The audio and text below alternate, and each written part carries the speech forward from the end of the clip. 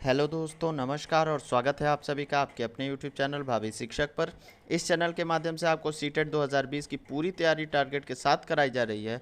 और इसी क्रम में आज का वीडियो लेकर के आया हूँ। साइंस की एनसीईआरटी का जो चैप्टर वाइज समरी हम लोग करा रहे थे, उसका ये नया पार्ट होगा। इसमें हम लोग क्लास 6 के चैप्टर नंबर 10 के बारे में डिस्कशन करेंगे। इससे पहले हमने क्लास 6 के चैप्टर नंबर 1 से लेकर के 9 तक पूरा एक्सप्लेन करा दिया हूँ। और ये जो वीडियो है यहाँ पे चैप्टर नंबर 10 भी ख़त्म हो जाएगा। तो अगर आप हमारे चैनल पर नए हैं तो चैनल को सब्सक्राइब कर दीजिए। सीटेट की पूरी तैयारी हमारे चैनल के माध्यम से फ्री ऑफ कॉस्ट कराई जा रही है। एक चीज़ मैं बार बार यहाँ से कहता हूँ कि ये जो एनसीईआरटी की जो समरी है, यहाँ से पेपर पक्का फंसेगा। क्यों मैं ऐसा कहता हूँ? क्योंकि जो सीटेट है वो क्लास 6 से लेकर के 8 तक की एनसीईआरटी से ही क्वेश्चंस उठाते हैं अपने पेपर 2 में। हालांकि वैसे बात की जाए तो साइंस का पार्ट जो है वो थोड़ा कम है, अपने आप में केवल 20 मार्क्स को लिए हुए है, लेकिन फिर भी ये एक इम्पॉर्टेंट पार्ट है और इस चीज़ को आपको निगलेक्ट नहीं करना है। इस वजह से मैं एनसीईआरटी की समरी लेकर के आता हूँ। एक बात और आपको बता देता हूँ कि जो पीडीएफ के लिए आप लोग इस वीडियो के बाद पूछने वाले हैं, तो पीडीएफ आपको यहाँ पे डिस्क्रिप्शन बॉक्स में आपको लिंक मिल रहा होगा हमारे टेलीग्राम चैनल का, हमारे टेलीग्राम ग्रुप का। उस टेलीग्राम ग्रुप से आप जुड़ जाइए। सारी इंपॉर्टेंट पीडीएफ जो है वो वहीं पे दी जाती है। हालांकि अभी इसकी पीडीएफ नहीं मिलेगी, पीडीएफ आपको मिलेगी जब पूरा क्लास 6 ख़त्म कर दूंगा तो क्लास 6 की पीडीएफ डाल दूंगा। और इसमें चैप्टर नंबर 10 जो गति एवं दूरियों का मापन है, इसमें जितने भी इमेजेस के माध्यम से भी मैंने समझाया और एकदम टू द पॉइंट चीज़ें लेकर के आपके लिए आया हूँ। पहली बात यह है कि 19वीं शताब्दी के प्रारंभ तक भी लोग एक स्थान से दूसरे स्थान तक परिवहन के लिए पशु शक्ति पर निर्भर थे। यानी कि जब गति करना होता था तो उसके लिए क्या था? पशु शक्ति था। यानी कि बैलगाड़ी से जाते थे, घोड़ा गाड़ी से जाते थे, ये सब चीज़ें। वाष्प इंजन के आविष्कार से एक नए शक्ति स्रोत का समावेशन हुआ। ये वाष्प इंजन का आविष्कार किसने किया था? जेम्स वाट ने। तो उसी के आविष्कार के बाद से एक जैसे नए शक्ति स्रोत का समावेश होना स्टार्ट हो गया। ठीक, 19वीं शताब्दी के प्रारंभ में अनेक आविष्कार हुए, जैसे कि वायुयान, स्वचालित वाहन, अब वाष्प इंजन हो गया, वहीं से सारे आविष्कार होना शुरू हो गए। जल परिवहन की खोज हुई। ये सारी चीज़ें 19वीं शताब्दी के प्रारंभ में होने लगी। उसके अलावा जब आगे बढ़ते हैं 20वीं शताब्दी में, तो सुपरसोनिक वायुयान तथा अंतरिक्ष यान, सब 20वीं शताब्दी के योगदान हैं। तो ये सब की नींव कहाँ से रखी गई थी? वहीं से, आपका स्टीम इंजन से, वाष्प इंजन से। ठीक है, चलिए अब यहाँ से जो पॉइंट्स हैं, जो पॉइंट्स दिए गए हैं, कुछ कुछ चीज़ें आपको इरेलेवेंट लगेंगी, लेकिन पॉइंट्स दिए गए हैं इस वजह से मैं ले करके ज़रूर आया हूँ। हाथ का पंजा बालिश्त, बालिश्त कहा जाता है आपके हाथ के पंजे को। लंबाई में आपके मित्रों के बालिश्त से भिन्न हो सकता है। जैसे कि ये एक टेबल है, ये कहा गया मेज है, आपसे कहा गया इसकी चौड़ाई को नापिए।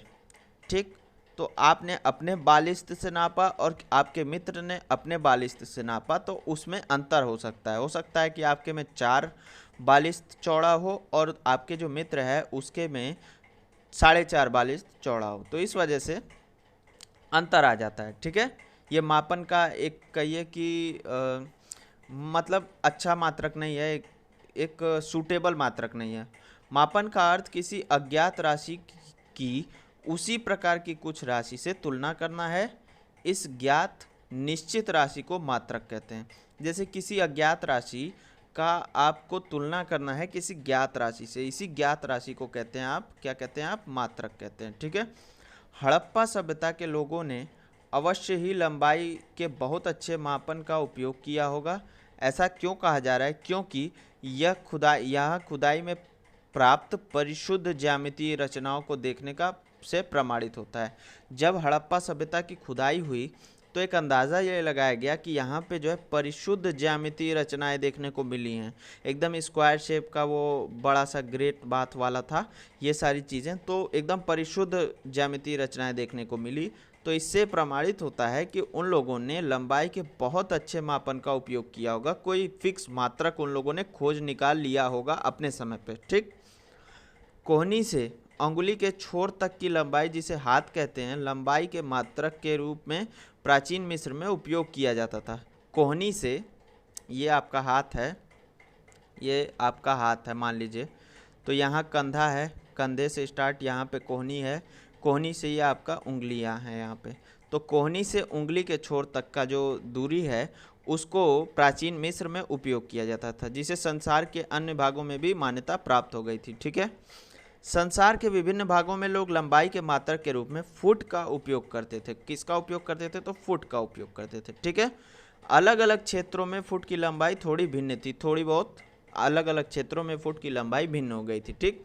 लेकिन फिर भी संसार के विभिन्न भागों में लोग मात्रक के रूप में फुट का प्रयोग करते थे। रोमवासी की बात की जाए अगर रोम के लोगों की, तो रोम अपने पग अथवा कदमों से लंबाई मापते थे। दोस्तों इमेजेस इस वीडियो में आपको थोड़ी कम मिलेगी, क्योंकि उतनी ज़्यादा इमेजेस एनसीईआरटी में थी नहीं। ये सारी चीज़ें मैं एनसीईआरटी से लेकर के आया हूँ, तो इस वजह से इमेजेस थोड़ी कम मिलेगी, लेकिन काम भर की है, आपको समझ में आ जाएगा। रोमवासी अपने पग अथवा कदमों से लंबाई मापते थे। ठीक है। प्राचीन भारत में छोटी लंबाइयों को मापने के लिए अंगुल अथवा मुट्ठी का उपयोग किया जाता था। जो भारत की बात की जाए अगर, तो मिस्र वगैरह का रोम का पता चल गया, तो भारत की अगर प्राचीन भारत की बात की जाए तो छोटी छोटी लंबाइयों को अगर नापना है तो अंगुल से अथवा मुट्ठी से नापा जाता था। आज भी आप लोगों ने अगर आप अंगुल वगैरह आपने सुना होगा ज़रूर। 1790 में फ्रांसीसियों ने मापन के एक मानक प्रणाली की रचना की, जिसे मीटर पद्धति कहते हैं। ये इन्होंने फ्रांसीसियों की ही देन है, मीटर प्रणाली। और क्वेश्चन भी यही सीधे सीधे पूछेगा कि मीटर पद्धति जो है उसके जनक कौन माने जाते हैं? कौन माने जाते हैं? फ्रांसीसी माने जाते हैं। कब किया था? 1790 में। ठीक है। ये मानक प्रणाली थी।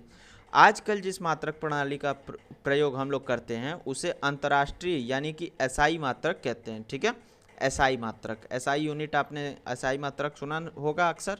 लंबाई का एसआई मात्रक क्या है? मीटर है। ये क्वेश्चन सीधे पूछ देगा। लंबाई का एसआई मात्रक क्या है? मीटर है। प्रत्येक मीटर को एम लिखते हैं। मीटर को 100 बराबर भागों में विभाजित किया जाता है, जिन्हें सेंटीमीटर कहते हैं। अब ये क्वेश्चन पूछेगा कि एक मीटर में कितने सेंटीमीटर होते हैं? तो 100 सेंटीमीटर होते हैं। एक सेंटीमीटर में 10 बराबर भाग होते हैं, मिलीमीटर कहते हैं। ये सारे क्वेश्चन सीधे सीधे पूछेंगे, या फिर इसके बेस पे कुछ क्वेश्चन पूछ देगा। ठीक है। तो ये चीज़ें आपको याद होनी चाहिए। 1 metre is equal to 100 centimetre, 1 centimetre is equal to 10 millimetre. लंबी दूरियों के मापन के लिए मीटर एक सुविधाजनक मात्रक नहीं है। इसके लिए हम एक बड़े मात्रक को परिभाषित करते हैं, इसे किलोमीटर कहा जाता है। क्या कहा जाता है? किलोमीटर कहा जाता है लंबी दूरी के मात्रक के लिए। 1 kilometre is equal to 1000 metre. ठीक है। ये चीज़ आ गया। अब ये तो चलिए हो गया।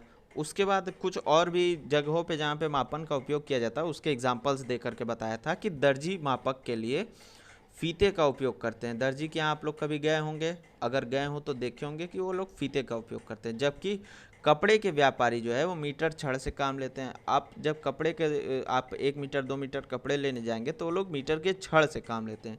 इसलिए हम उपयुक्त युक्ति का चयन प्रयोग करते हैं, यानी कि जो जहाँ पे जैसे ज़रूरत हो वैसा हम युक्ति से मापन कर लेते हैं। ठीक है। उपयुक्त युक्ति का प्रयोग करते हैं।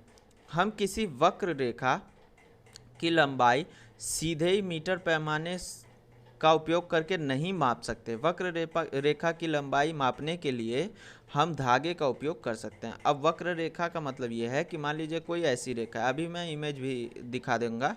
इसका मापन अगर आपको करना है, आपसे पूछा गया है मैंने कितनी लंबी लाइन बनाई, तो आप सीधे जो है फीता से या उससे छड़ से नहीं नाप सकते। इसके लिए आपको धागे को इस रेखा के ऊपर जस्ट ज्यों का त्यों ऐसे ओवरलैप करना होगा। उसके बाद आपको उस धागे को सीधा करके उसकी लंबाई नापनी पड़ेगी। ठीक है। जैसे कि यहाँ पे दिखाया गया, ये देखिए, ये एक वक्र रेखा है, इसकी लंबाई नापनी थी। ये ब्लू वाली लाइन जो है ये वक्र रेखा है, इसकी लंबाई नापनी थी। उसके लिए आपने धागे का उपयोग किया, आपने धागे से इसको नाप लिया। ठीक है। वक्र रेखा की लंबाई। अब मापन के लिए कुछ मानक युक्तियों तथा मापन परिणामों को व्यक्त करने के लिए हमें कुछ मानक मात्रकों की आवश्यकता होती है। ठीक। तो अब मानक मात्रकों की आवश्यकता होती है, तो ये तो आपको पता ही चल गया। मानक मात्रक जो है मीटर, सेंटीमीटर, किलोमीटर, मिलीमीटर, इन्हीं के बारे में दिया है। अच्छा, अब जो है कुछ गति पे आ जाते हैं, गति के बारे में बात करते हैं। बिजली के पंखे, जो आपके घर में पंखा है उसकी जो पंखुड़ियाँ हैं, उसके अलावा जो घड़ी के सेकंड की सुई, इन सब की गति किस तरह की होती है? तो ये वर्तुल गति होती है। वर्तुल गति मतलब सर्कुलर, एक सर्कल में लगातार एक जगह एक सेंटर फिक्स रहता है, और उसके अलावा जो है ये चीज़ें पूरा गोल गोल गोल गोल घूमती रहती हैं। जैसे कि बैल कोल्हू है, ये चीज़ें, ये आपका बिजली का पंखा, इसका एक पॉइंट हमेशा सेंटर पॉइंट फिक्स रहता है और ये चीज़ें गोल गोल गोल गोल घूमती रहती हैं, ठीक है। ये वर्तुल गति होती है। दूसरा होता है साधारण, अच्छा यहाँ पे और कुछ चीज़ें हैं।